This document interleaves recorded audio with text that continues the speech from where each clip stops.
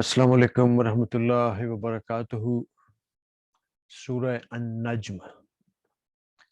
In this session, inshallah, we are going to learn about its explanation and information. Rabbi shrah li sadri wa yassir li amri wahlul uqdatam min lisani yafqahu qawli. Alhamdulillahi wassalatu wassalamu ala rasulullah amma ba'd. A'udhu billahi minash shaitanir rajim. Bismillahir rahmanir rahim. Surah An-Najm has a total of 62 ayats, and it was revealed in Makkah. The name of this surah is derived from the very first word, one Najm. This title also does not relate to the subject matter, but it is a name given to the surah as a symbol, period of revelation.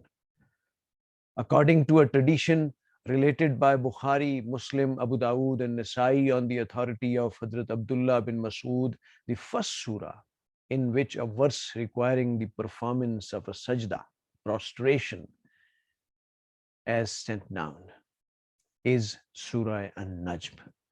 The parts of this hadith, which have been reported by Aswad bin Yazid, Abu Ishaq, and Zubair bin Muawiyah from Hazrat Ibn Masud, indicate that this is the first surah of the Quran which the Holy Prophet, peace and blessings of Allah be upon him, had publicly recited before an assembly of the Quraysh.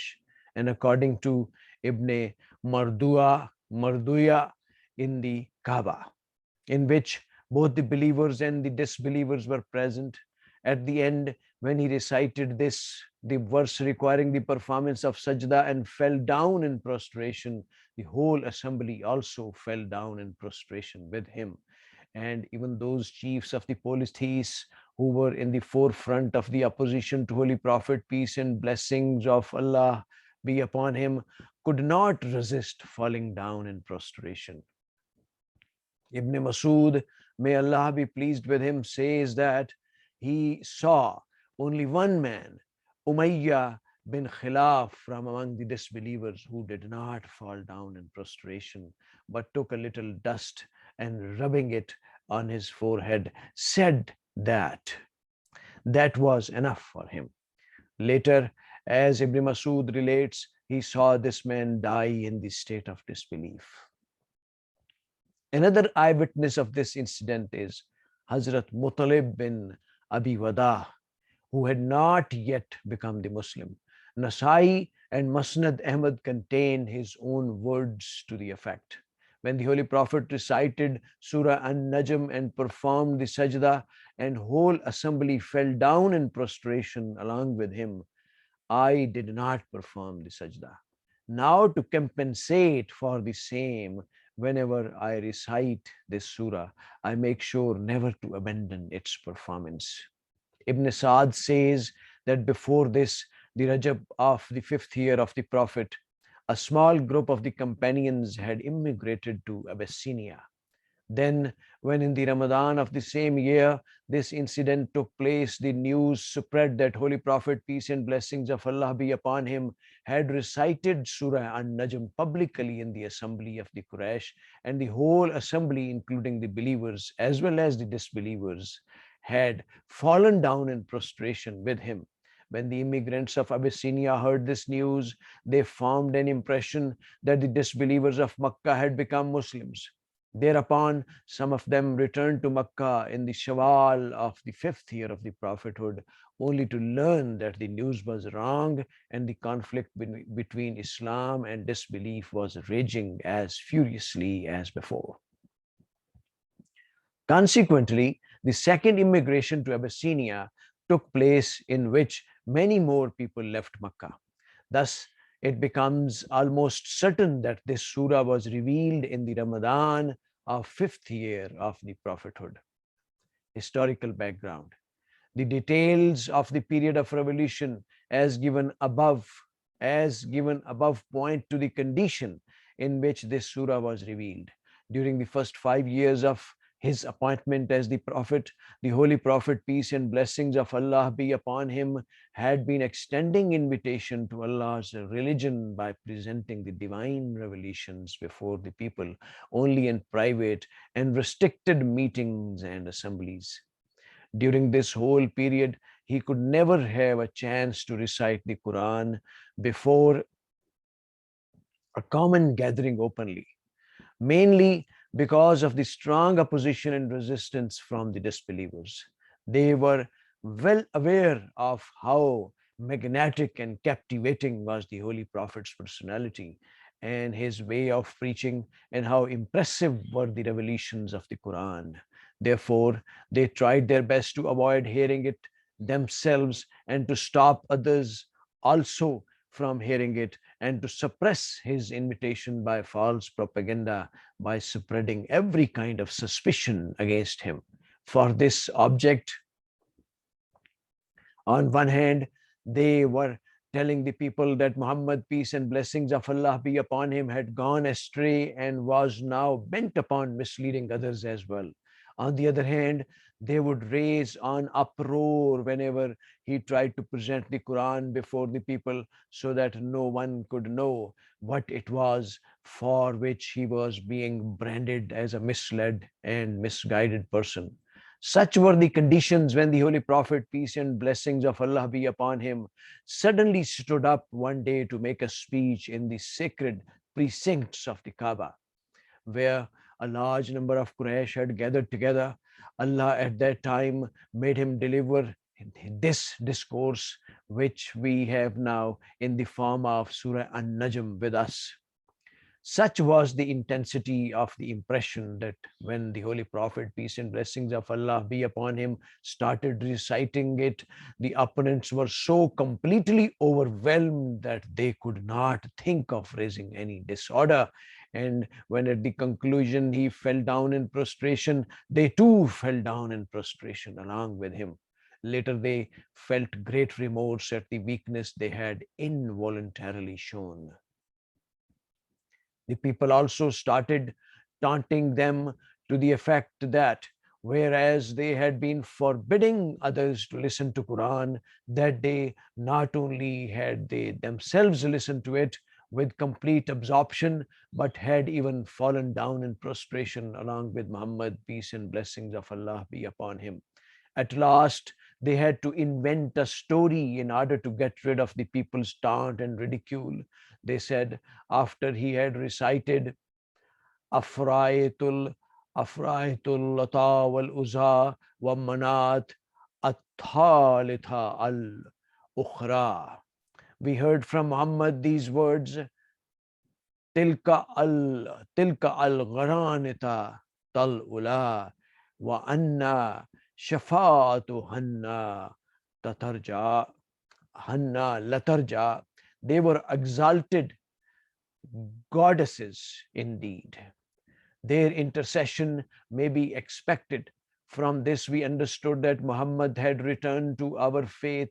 As a matter of fact, only a mad person could think that in the context of this surah, the sentence they claim to have heard could have any place in relevance. Subject matter and topics. The theme of the discourse is to warn the disbelievers of Makkah about the error of the attitude that they had adopted towards the Quran and the Prophet Muhammad, peace and blessings of Allah be upon him. The discourse starts in a way as to say, Muhammad is neither deluded nor gone astray, as you are telling others in your propaganda against him, nor has he fabricated this teaching of Islam and its message as you seem to think he has. In fact, whatever he is presenting is nothing but revelation which is sent down to him.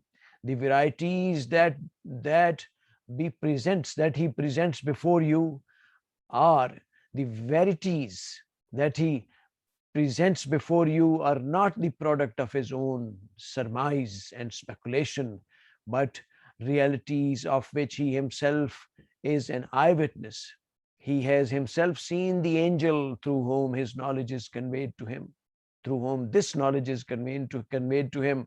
He has been directly made to observe the great signs of his Lord. Whatever he says is not what he has himself thought out, but what he has seen with his own eyes. Therefore, your disputing and wrangling with him is not just like the disputing and wrangling of a blind man with a man of sight over a thing which the blind man cannot see, but he can see. After this, three things have been presented in their successive order.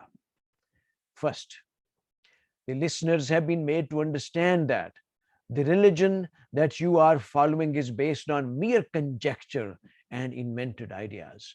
You have set up a few goddesses like Lat and Manat and Uzza as your deities, whereas they have no share whatever in divinity.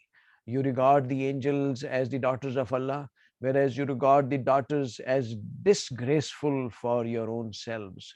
You think that these deities of force can influence Allah in your favor, whereas the fact is that all the angels together who are stationed close to Allah cannot influence him even in their own favor. None of such beliefs that you have adopted is based on knowledge and reason, but are wishes and desires for the sake of which you have taken some whims as realities. This is a grave error. The right and true religion is that which is in conformity to the reality, and the reality is never subject to the people's wishes and desires, so that whatever they may regard as a reality and truth should become the reality and truth. Speculation and conjecture cannot help to determine as to what is according to the truth and what is not. It is knowledge.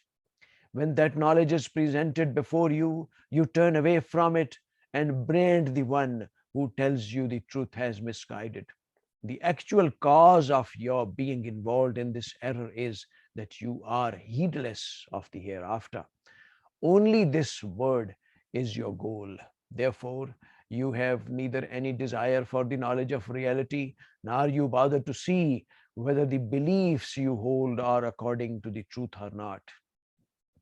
Secondly, the people have been told that Allah is the caster and sovereign of the entire universe. The righteous is he who follows his way, and the misguided is who has turned away from his way. The error of the misguided and the righteousness of the righteous are not hidden from him. He knows whatever everyone is doing. He will requite the evil with evil and the good with good. The final judgment will not depend on what you consider yourself to be and on tall claims you make of your purity and chastity, but on whether you are pious or impious, righteous or unrighteous in the God's sight. If you refrain from major sins, he in his mercy will overlook your minor errors. Thirdly, a few basic principles of the true religion, which had been presented hundreds of years before the revelation of the Quran in the books of the Prophet Abraham and Moses, have been reiterated so that the people did not remain involved in the misunderstanding that the Prophet Muhammad, peace and blessings of Allah be upon him, had brought some new and novel religion. But they should know that these are the fundamental truths which the former prophets of Allah had always been presenting in their respective ages. Besides, the same book have been quoted to confirm the historical facts that the destruction of the Ad and Samud and the people of the Prophet Noah and Lut was not the result of accidental calamities, but Allah had destroyed them in the consequence of the same wickedness and rebellion from which the disbelievers of Makkah were not inclined to refrain and desist in any case. After presenting these themes and discourses, the surah has been concluded. Thus, the hour of judgment has approached near at hand, which no one can avert.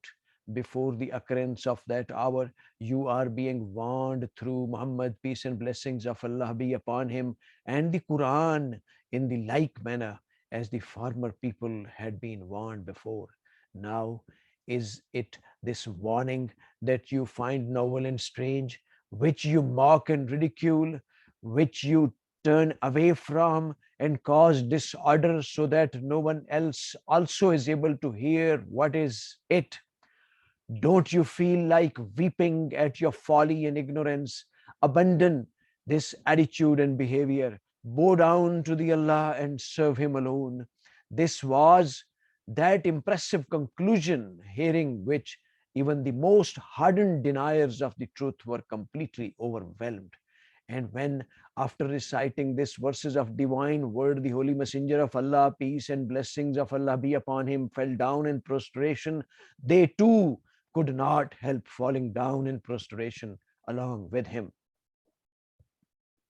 خواتین و حضرات، اب سورہ النجم کی معلومات اور تشریحات کا اردو ترجمہ۔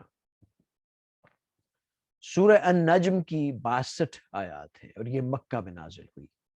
اس کا نام پہلے ہی لفظ والنجم سے ماخوذ ہے۔ یہ بھی مضمون کے لحاظ سے سورت کا عنوان نہیں ہے، بلکہ محض علامت کے طور پر اس کا نام قرار دیا گیا ہے۔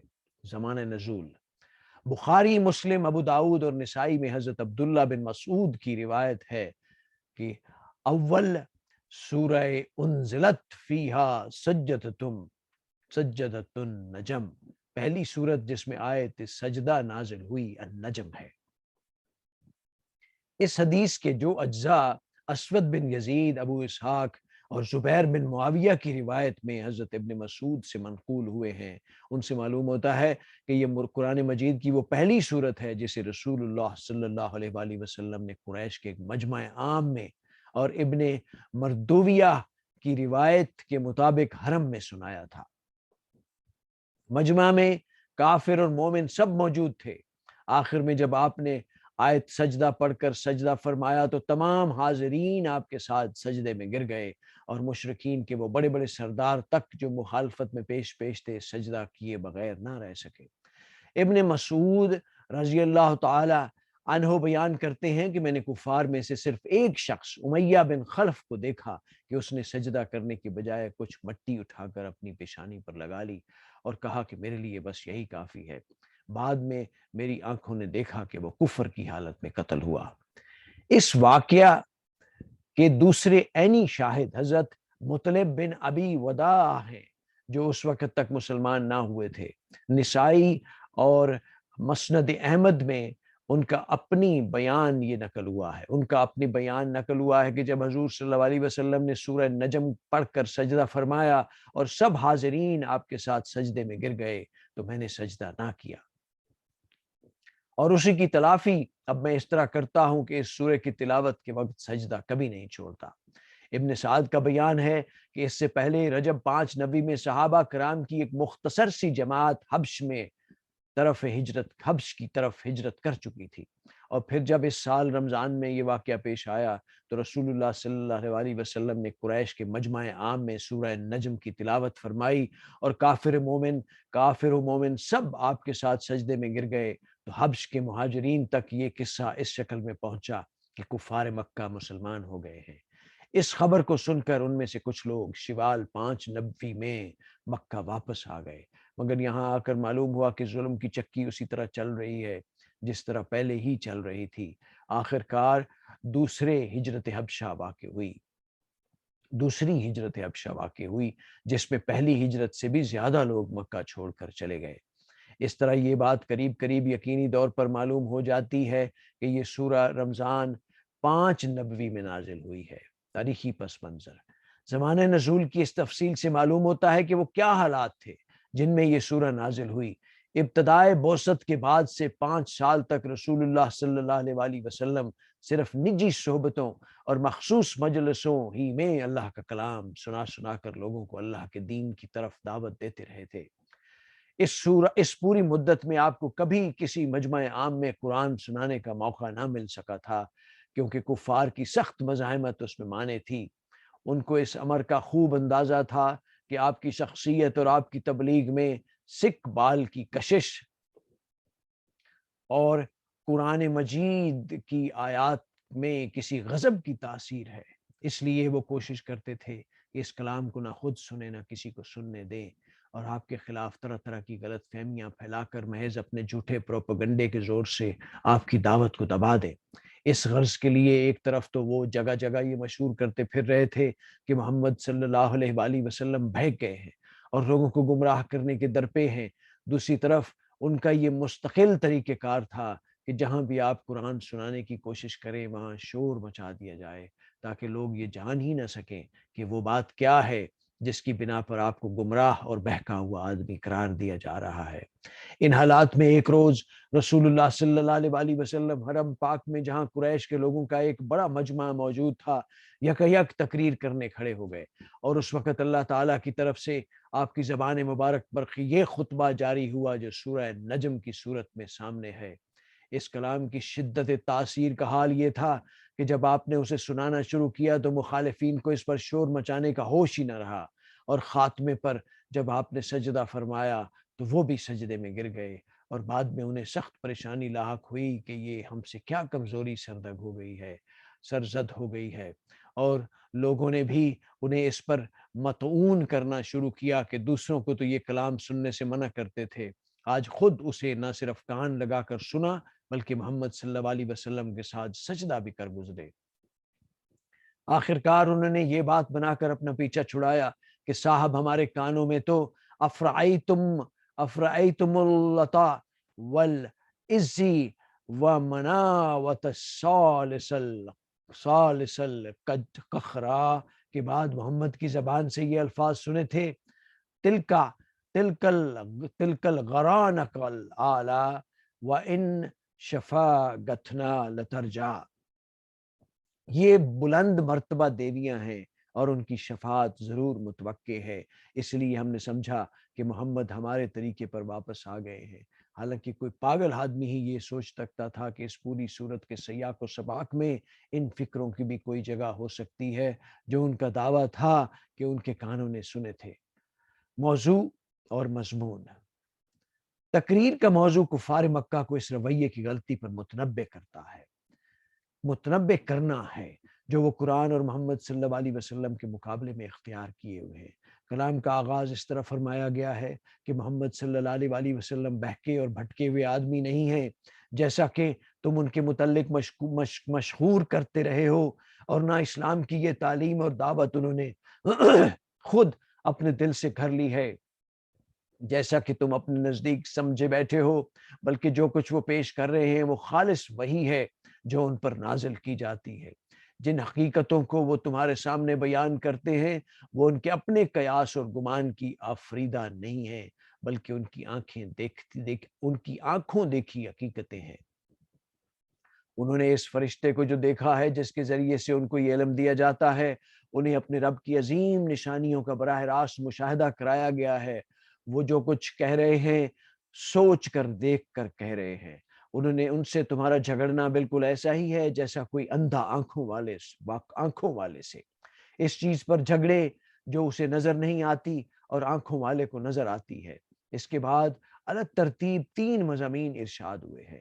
اولاً سامعین کو سمجھایا گیا ہے کہ جس دین کی تم پیروی کر رہے ہو اس کی بنیاد محض گمان اور محض معنی مفروضات پر قائم ہے۔ تم نے لات اور منات اور عزا جیسی چند دیویوں کو معبود بنا رکھا ہے، حالانکہ الوہیت میں برائے نام ان کا کوئی حصہ ہے۔ تم نے فرشتوں کو اللہ کی بیٹیاں قرار دے رکھا ہے، حالانکہ خود اپنے لیے تم بیٹی کو آر سمجھتے ہو۔ تم نے اپنے نزدیک یہ فرض کر لیا ہے کہ تمہارے یہ معبود اللہ تعالیٰ سے تمہارے کام بنوا سکتے ہیں، حالانکہ تمام ملائکہ مقربین مل کر بھی اللہ سے اپنی کوئی بات نہیں منوا سکتے۔ اس طرح کے عقائد جو تم نے اختیار کر رکھے ہیں ان میں سے کوئی عقیدہ بھی کسی علم اور دلیل پر مبنی نہیں ہے، بلکہ کچھ خواہشات ہیں جن کی خاطر تم بعض اوہام کو حقیقت سمجھ بیٹھے ہو۔ یہ ایک بہت بڑی بنیادی غلطی ہے جس میں تم لوگ مبتلا ہو۔ دین وہی صحیح ہے جو حقیقت کے مطابق ہو، اور حقیقت لوگوں کی خواہشات کی تابع نہیں ہوا کرتی کہ جسے وہ حقیقت سمجھ بیٹھیں وہی حقیقت ہو جائے۔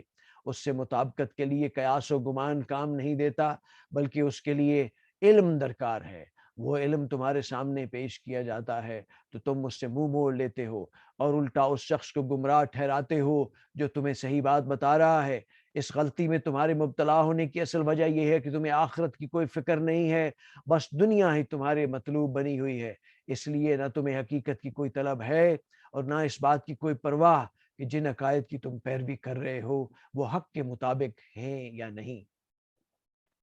ثانیاً لوگوں کو یہ بتایا گیا ہے کہ اللہ ہی ساری کائنات کا مالک و مختار ہے۔ راست رو وہ ہے جو اس کے راستے پر ہو اور گمراہ وہ جو اس کی راہ سے ہٹا ہوا ہو۔ گمراہ کی گمراہی اور راست رو کی راست روی اس سے چھپی ہوئی نہیں ہے۔ ہر ایک کے عمل کو وہ جانتا ہے اور اس کے ہاں لازماً برائی کا بدلہ برا اور بھلائی کا بدلہ بھلا مل کر رہنا ہے۔ اصل فیصلہ اس پر نہیں ہوتا کہ تم اپنے ذام میں اپنے آپ کو کیا سمجھتے ہو اور اپنی زبان سے اپنی پاکیزگی کے کتنے لمبے چوڑے دعوے کرتے ہو، بلکہ فیصلہ اس بات پر ہونا ہے کہ خدا کے علم میں تم متقی ہو یا نہیں۔ اگر تم بڑے بڑے گناہوں سے اجتناب کرو تو اس کی رحمت اتنی وسیع ہے کہ چھوٹے چھوٹے قصوروں سے درگزر فرمائے گا۔ ثالثاً دین حق کے وہ چند بنیادی امور لوگوں کے سامنے پیش کیے گئے ہیں جو قرآن مجید کے نزول سے سادہ برس پہلے اپنے حضرت ابراہیم اور حضرت موسیٰ کے صحیفوں میں بیان ہو چکے ہیں، تاکہ لوگ اس غلط فہمی میں نہ رہیں کہ محمد صلی اللہ علیہ وآلہ وسلم کوئی نیا اور نرالا دین لے آئے ہیں، بلکہ ان کو معلوم ہو جائے کہ یہ وہ اصلی حقائق ہیں جو ہمیشہ سے خدا کے نبی بیان کرتے چلے آئے ہیں۔ اس کے ساتھ انہی صحیفوں سے یہ بات بھی نقل کر دی گئی ہے کہ عاد اور سمود اور قوم نوح اور قوم لوط کی تباہی اتفاقی حوادث کا نتیجہ نہ تھی، بلکہ اللہ تعالیٰ نے اس ظلم و طغیان کی پاداش میں ان کو ہلاک کیا تھا، جس سے وہ باز نہ آنے پر کفار مکہ کسی طرح آمادہ نہیں ہو رہے تھے۔ یہ مضامین ارشاد فرمانے کے بعد تقریر کا خاتمہ اس بات پر کیا گیا ہے کہ فیصلے کی گھڑی قریب آ لگی ہے جسے کوئی ٹالنے والا نہیں ہے۔ اس گھڑی کے آنے سے پہلے محمد صلی اللہ علیہ وسلم اور قرآن مجید کے ذریعے سے تم لوگوں کو اسی طرح خبردار کیا جا رہا ہے جس طرح پہلے لوگوں کو خبردار کیا گیا تھا۔ اب کیا یہی وہ بات ہے جو تمہیں انوکھی لگتی ہے، جس کی تم ہنسی اڑاتے ہو؟ باز آ جاؤ اپنی اس روش سے، جھک جاؤ اللہ کے سامنے اور اس کی بندگی کرو۔ یہی وہ مؤثر خاتمہ کلام تھا جسے سن کر کٹے ہوئے کٹے منکرین بھی ضبط نہ کر سکے، کٹے سے کٹے منکرین بھی ضبط نہ کر سکے، اور رسول اللہ صلی اللہ علیہ وآلہ وسلم نے جب کلام الہی کی یہ فکر ادا کر کے سجدہ کیا تو وہ بھی بے اختیار سجدے میں گر گئے۔ خواتین و حضرات، یہاں پہ سورہ النجم کی معلومات اور تشریحات ختم ہوتی ہیں۔ ہم سب کو مل کر پوری ندامت اور شرمندگی کے ساتھ اللہ سبحانہ و تعالیٰ سے دست بدعا ہونا چاہیے کہ وہ پاک ذات ہمیں خالص نیت اور مقصدیت عطا کرے کہ ہم قرآن پاک کے احکامات، سیرت النبی، احادیث اور سنت صلی اللہ علیہ وآلہ وسلم کو سیکھیں، اور ہمیں وہ دانش مندی، حوصلہ اور جرت عطا کرے کہ ہم اس پاک علم کو دوسروں تک پہنچائیں اور اپنے معاشروں، ملکوں اور تمام دنیا کے اوپر من و ہن 100% نافذ کریں۔ اللہ سبحانہ و تعالی ہمارا حامی و ناصر ہو اور ہمیں وہ سب کچھ عطا کرے جو ہم سب کے لیے سب سے بہتر ہے۔ خواتین و حضرات، اپنے اہل و عیال اور اپنے ماحول کا خیال رکھیے گا۔ انشاءاللہ اگلی نشست تک اللہ حافظ۔